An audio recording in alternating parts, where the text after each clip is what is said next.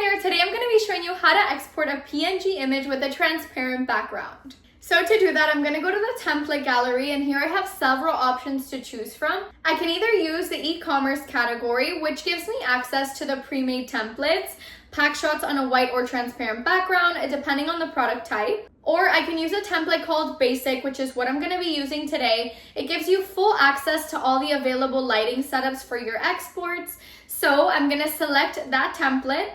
The first thing we need to do is replace the product in the scene. I select the product, I'm going to click on this icon, and then search for a wine bottle in my product library.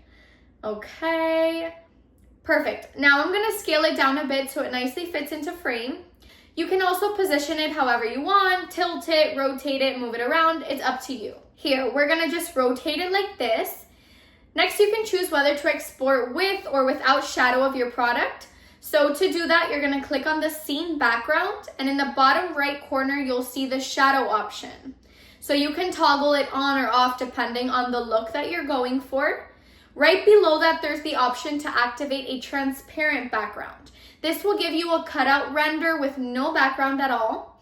Clicking it makes the background transparent, and this is even better than a regular PNG because with the 3D Studio, you can choose the exact angle that you want, not just front facing. And it even includes shadows if you'd like as well.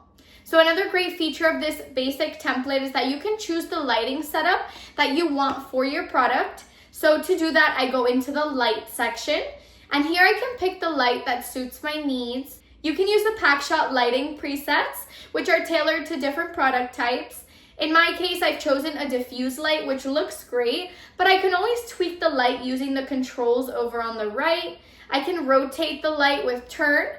I can change its angle with incline or adjust the intensity with the sliders right here. You can even change the color of the light if needed. And finally, one last thing, you can add an object or an accessory next to your product. So to do that, I'm going to go to Objects, and then Library, and then browse through the accessory gallery. For example, if I search for a wine glass to go with my bottle, I type in wine glass, click on it, and place it wherever I want. And that's it, tutorial's done. All that's left is to export your file render.